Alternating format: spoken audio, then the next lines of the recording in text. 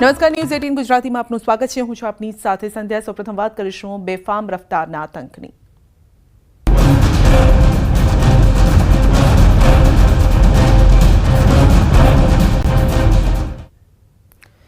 તો ફરી એક વખત બેફામ રફતારના રાક્ષસે બે નિર્દોષ લોકોનો ભોગ લીધો છે. અમદાવાદ બાદ હવે ગાંધીનગરમાં તથ્યવાળી થઈ છે. આશ્ચર્યની વાત એ છે કે ડ્રિંક એન્ડ ડ્રાઈવ યોજાય છે.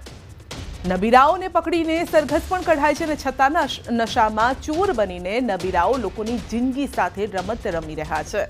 તો ગાંધીનગરના રાંદેસણ વિસ્તારમાં એક કાર ચાલકે એટલી સ્પીડમાં કાર હંકારી કે તેના સીસીટીવી જોઈને ભલભલાના રૂવાડા ઊભા થઈ જાય. રાંદેસણના ભાઈજીપુરાથી સિટી પ્લસ વાળા રસ્તા પર એટલે કે સર્વિસ રોડ પર અકસ્માત સર્જ્યો હતો અને ટાટા સફારી કારના બેદરકાર ચાલકે રાહદારી અને વાહન ચાલકોને અડફેટે લેતા આ દુર્ઘટના સર્જાઈ હતી, જેમાં એક મહિલા સહિત બે લોકોના મોત થયા છે, જ્યારે કે અન્ય ઘણા લોકો ગંભીર રીતે ઘાયલ છે. અકસ્માત એટલો ગંભીર હતો કે સ્થાનિકો વાત કરતા પણ થરથર ધ્રુજી રહ્યા હતા. અકસ્માત બાદ લોકોનું ટોળું રોષે ભરાયું હતું. કાર ચાલકને મેથી પાક ચખાડ્યો હતો. તો પોલીસ પહોંચી અને ટોળા વચ્ચેથી આરોપીને લઈને ગાડીમાં બેસાડ્યો હતો, પરંતુ ટોળાએ કારમાંથી આરોપીને બહાર કાઢીને મેથી પાક ચખાડ્યો. માહિતી અનુસાર GJ18EE7887 નંબરની ટાટા સફારી કારના ચાલકે ફૂલ સ્પીડમાં કાર હંકારતા રસ્તા પર ચાલતા લોકો અને વાહન ચાલકોને ટક્કર મારી હતી. તો કાર હિતેશ વિનુભાઈ પટેલના નામે નોંધાયેલી છે. કારનો માલિક અને ચાલક હિતેશ પટેલ ગાંધીનગરના પોર ગામનો રહેવાસી છે, જે સવારથી જ નશાની હાલતમાં ગાડી લઈને નીકળ્યો હોવાનો સ્થાનિકોનો આક્ષેપ છે. સર્વિસ રોડ ઉપર 100થી વધુની એટલે કે 100થી વધુની સ્પીડથી આ ગાડી હંકારી હતી અને 3 થી 4 અકસ્માતની હારમાળા સર્જાઈ હતી. પોલીસે ઘટનાની જાણ થતાં સ્થળ પર પહોંચીને તપાસ હાથ ધરી. સીસીટીવી ફૂટેજ, સ્થાનિક લોકોના નિવેદનના આધારે અકસ્માતની તપાસ હાથ ધરી છે. આ દરમિયાન પોલીસ કારના બેદરકાર ચાલકને રાઉન્ડ અપ કરી લીધો હોવાની વિગતો સામે આવી છે. ઘાયલ લોકોને તાત્કાલિક નજીકની હોસ્પિટલમાં ખસેડવામાં આવ્યા અને જ્યાં તેમની સારવાર ચાલી રહી છે. આ દુર્ઘટનાએ સ્થાનિક લોકોમાં ભય અને રોષ પણ ફેલાવ્યો છે. લોકો વાહન ચાલકને વધુ જવાબદાર બનવાની અપીલ કરી રહ્યા છે. સાથે જ બેદરકારી ભર્યા ડ્રાઇવિંગ સામે કડક પગલાં લેવા માટે પણ માંગ કરી રહ્યા છે.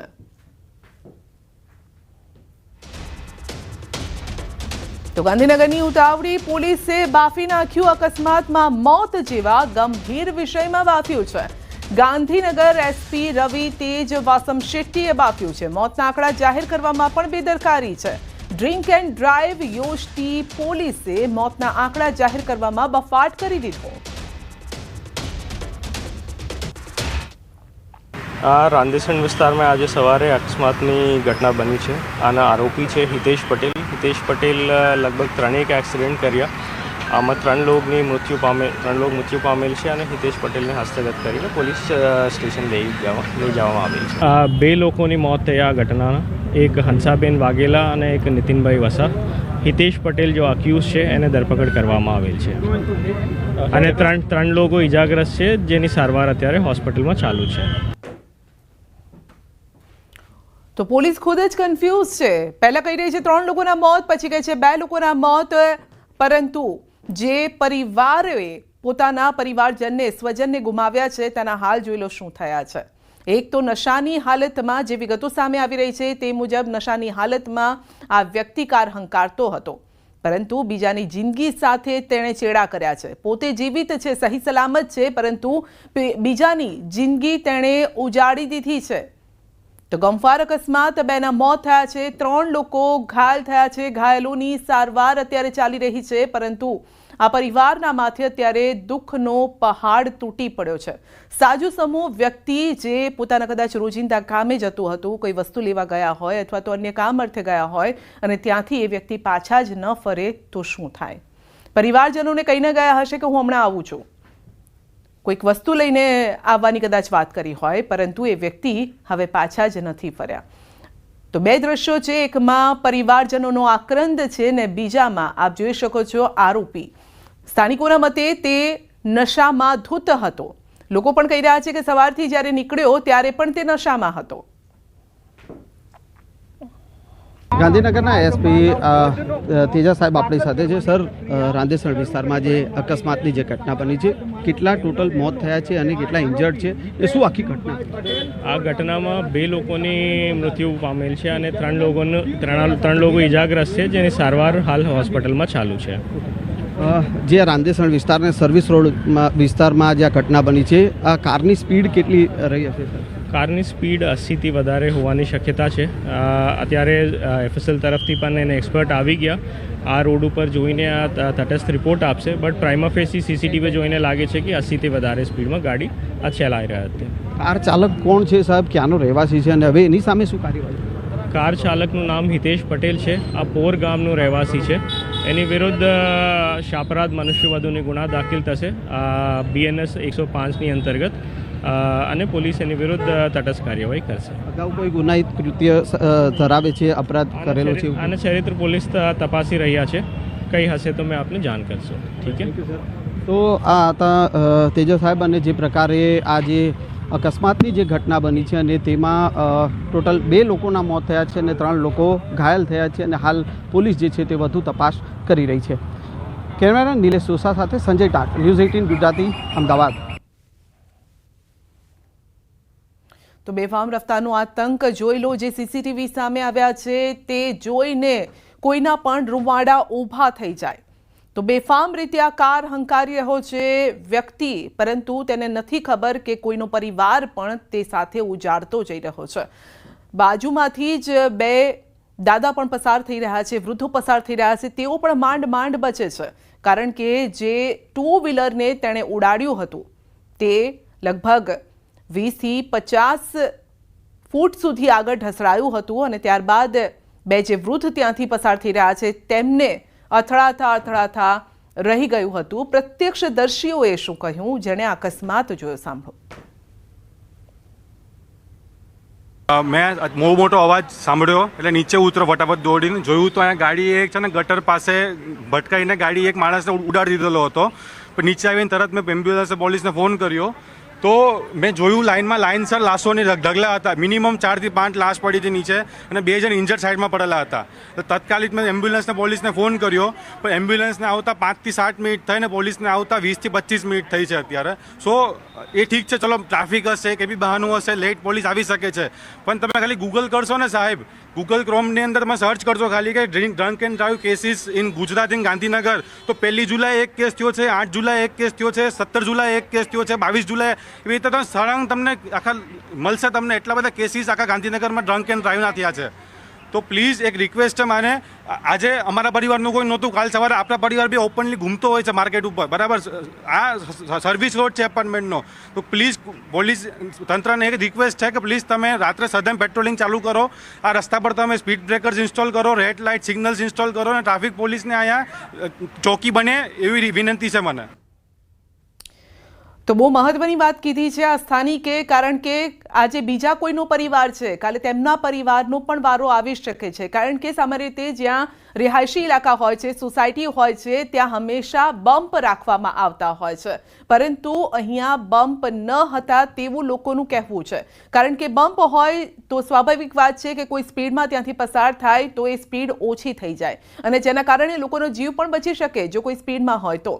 પરંતુ આ પ્રકારની કોઈ જ તકેદારી રાખવામાં નથી આવતી તંત્ર તરફથી, તેવો પણ આરોપ છે. બીજી તરફ ડ્રિંક એન્ડ ડ્રાઈવના કેસ વધી રહ્યા છે, જ્યારે કે ગુજરાતમાં આપણે છેલ્લા દિવસોમાં પણ જોયું કે દારૂ પાર્ટી થતી હતી અને જેમાં યુવાન યુવતીઓ મોટી સંખ્યામાં પકડાયા હતા.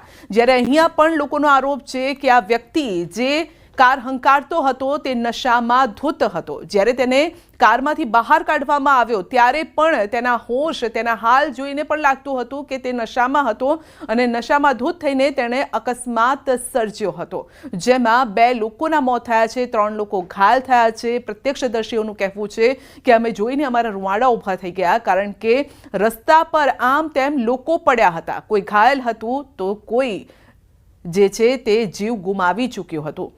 પરંતુ આવામાં જે વ્યક્તિનો વાંક છે તેનું શું થશે હવે? કારણ કે આવી અનેક ઘટનાઓ બને છે ને ત્યારબાદ લોકો ભૂલી જાય છે જ્યાં સુધી મીડિયામાં આવા મુદ્દા ઉછળે છે ત્યાં સુધી તકેદારી રાખવામાં આવતી હોય છે, ત્યાં સુધી તંત્ર પણ કામે લાગેલું રહે છે ને ત્યારબાદ આવી ઘટનાઓને ભૂલી જવાય છે. ડ્રિંક એન્ડ ડ્રાઈવની આ પ્રકારની જે ડ્રાઈવ પણ રાખવામાં આવે છે, કારણ કે આ રીતે લોકો આરટીઓના નિયમોનું પાલન કરે, ડ્રિંક એન્ડ ડ્રાઈવના કિસ્સા ન બને તેને લઈને પણ ખાસ ડ્રાઈવ યોજવામાં આવે છે. પરંતુ એ ડ્રાઈવ બાદ શું થાય છે? આવી ડ્રાઈવ તો 3-4 દિવસ ખાલી યોજાય છે અને એ લોકોને જાણ કરીને યોજાતી હોય છે કે આ પ્રકારની ડ્રાઈવ થઈ રહી છે, માટે લોકો પણ ચોકન્ના થઈ જાય છે એ દિવસો દરમિયાન. પછી શું? એ 4-5 દિવસ થઈ જાય છે, પછી શું? બીજા 25 દિવસ શું? આ રીતે લોકો રસ્તા પર મોતને ભેટતા રહેશે? તો 2 સીસીટીવી છે, એક સીધા સામેથી આવતી કાર જોવા મળી રહી છે જેમાં 2 વૃદ્ધો માંડ બચે છે અને બીજા સીસીટીવી છે કોઈ શોપ પર લાગેલા આ સીસીટીવી છે ને જેમાં પણ દેખાઈ રહ્યું છે કે કાર સડસડાટ આવી રહી છે અને તે 2 વ્હીલરને પોતે જાણે ખેંચીને તાણીને લાવતી હોય તેવું દેખાય છે. એ 2 વ્હીલર કેટલું ઢસડાયું છે એ જોઈને અંદાજ આવી શકે છે કે એ 2 વ્હીલર પર જે સવાર થયું હશે તેના શું હાલ થયા હશે, કારણ કે 2 લોકોના મોત થયા છે, 3 લોકો ઘાયલ થયા છે. પોલીસ પણ ઉતાવળી બની ગઈ. મોતના આંકડા જાહેર કરવામાં પણ તેણે ઉતાવળ કરી નાખી અને પહેલા કહ્યું કે 3ના મોત થયા છે અને બાદમાં કહ્યું કે 2ના મોત થયા છે. પરંતુ આવી ઘટનાઓ ક્યારે અટકશે? શું પોલીસ પાસે એવો કોઈ એક્શન પ્લાન છે કે આવી ઘટનાઓને નિવારી શકાય, ફરી આ પ્રકારની ઘટનાઓ ન બને? શું રસ્તા પર લોકો નીકળે છે તો મોત માટે નીકળે છે, જીવ હાથમાં લઈને નીકળવા સમાન છે, કારણ કે આ જ રસ્તા પરથી તમારા બાળકો પસાર થાય છે, આ જ રસ્તા પરથી વૃદ્ધો પસાર થાય છે, તમે પણ પસાર થાવ છો. શું એ મોત માટે લોકો રસ્તા પર નીકળે છે? તો ગાંધીનગરની ઉતાવળી પોલીસે બાફ્યું છે, ભાંગરો વાટ્યો છે પોલીસે. મોતના આંકડા જાહેર કરવામાં ઉતાવળ કરી દીધી અને પહેલા કહ્યું 3ના મોત થયા છે અને પછી કહ્યું કે 2ના મોત થયા છે. આ રાંદેસણ વિસ્તારમાં આજે સવારે અકસ્માતની ઘટના બની છે. આના આરોપી છે હિતેશ પટેલ. હિતેશ પટેલ લગભગ 3 એક્સિડન્ટ કર્યા. આમાં 3 લોકોની મૃત્યુ પામેલ છે અને હિતેશ પટેલને હસ્તગત કરીને પોલીસ સ્ટેશન લઈ જવામાં આવેલ છે. 2 લોકોની મોત થયા આ ઘટનાના, એક હંસાબેન વાઘેલા અને એક નીતિનભાઈ વસા. હિતેશ પટેલ જો અક્યુઝ છે એને ધરપકડ કરવામાં આવેલ છે અને 3 લોકો ઇજાગ્રસ્ત છે જેની સારવાર અત્યારે હોસ્પિટલમાં ચાલુ છે.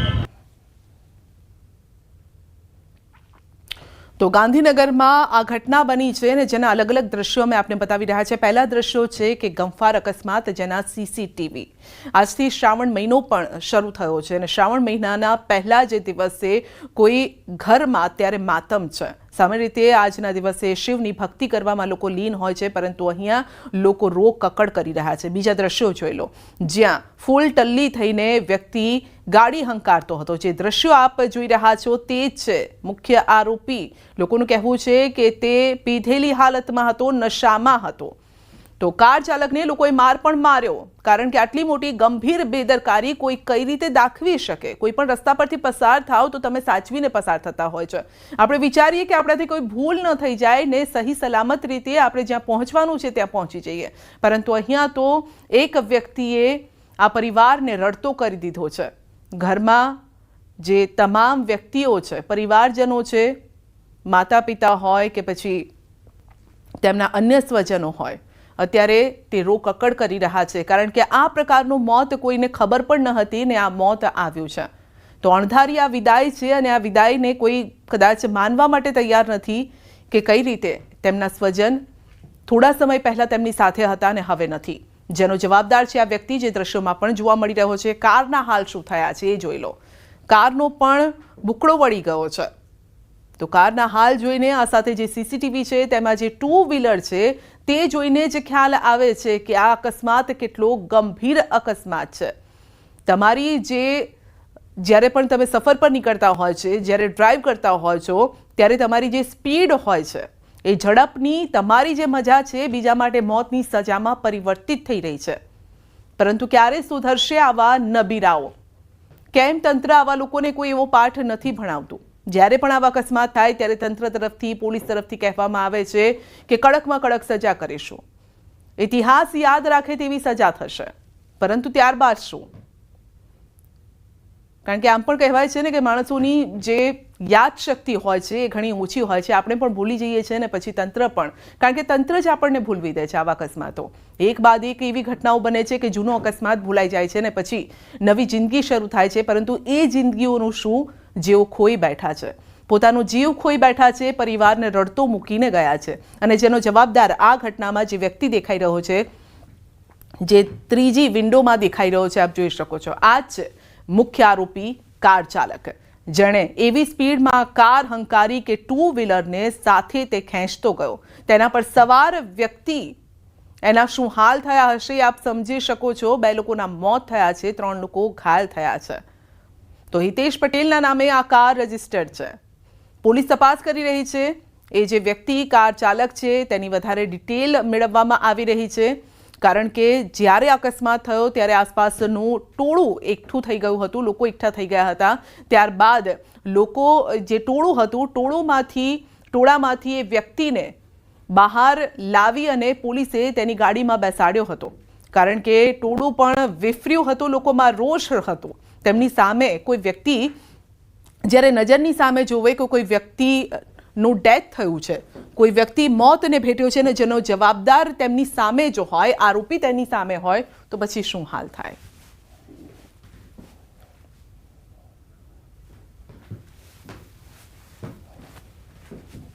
બુલેટિનમાં આગળ વધીશું નાનકડા બ્રેક બાદ.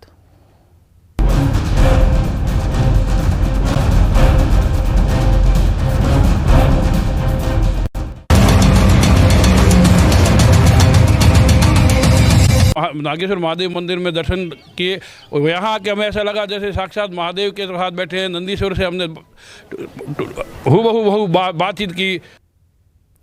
પવિત્ર શ્રાવણ માસનો આજથી પ્રારંભ થયો છે. પ્રથમ દિવસે જ શિવાલયોમાં ભક્તોની ભીડ છે. જૂનાગઢના ભવનાથ મહાદેવ મંદિર ખાતે સવારથી ભક્તો ઉમટ્યા છે. ગિરનાર તળેટીમાં આવેલા ભવનાથ મહાદેવના મંદિરે શ્રાવણ માસ દરમિયાન અનેકવિધ ધાર્મિક કાર્યક્રમ યોજાય છે.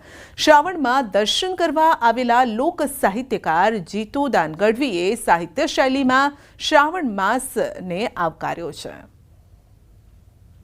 ભવનાથનો એટલો મહિમા જ એટલો છે કે તમે અહીં આવો એટલે જ તમારા દુઃખ દર્દ તમારા દૂર થઈ જાય, એવું તમને ફીલ થાય કે અહીં આવી ગયા એટલે કે દિવ્ય અનુભૂતિ જે કહેવાય ને શિવના સાનિધ્યમાં તમે જાઓ એટલે તમને દિવ્ય અનુભૂતિ જ થાય. आप सभी का मंगल हो, कल्याण हो, आनंद हो और ऐसी भवनाथ महादेव से प्रार्थना है आप सभी शिव के दर्शन करें, इस श्रावण मास में उपासना करें, जप करें, मंत्रों के जाप करें और भी अभिषेक अर्चन वंदन के द्वारा जो भी सनातन के नियम है उन सब का पालन करें. ये कैलाश के निवासी नमो बार बार आयो शरण तिहारे प्रभु तार तार तू. कैलाश के निवासी नमो बार बार आयो शरण तिहारे शिव जी तार तार तू. भक्तों को कभी तुमने शिव निराश न किया, मांगा जिन्हें जो चाहा वरदान दे दिया. बड़ा है तेरा दाय जा बड़ो दातार तू. आयो शरण तिहारे शिवजी तार तार तू. દાદ બાપુ છેલ્લી કડીમાં એમ લખે છે કે તેરી કૃપા બિના નહીં લે એક ભી અણુ, लेते हैं श्वास तेरी दया से तनु तनु. कहे दाद एक बार मुझको निहार. બુલેટિનમાં અત્યારે બસ આટલું જ. રજા આપશો. નમસ્કાર.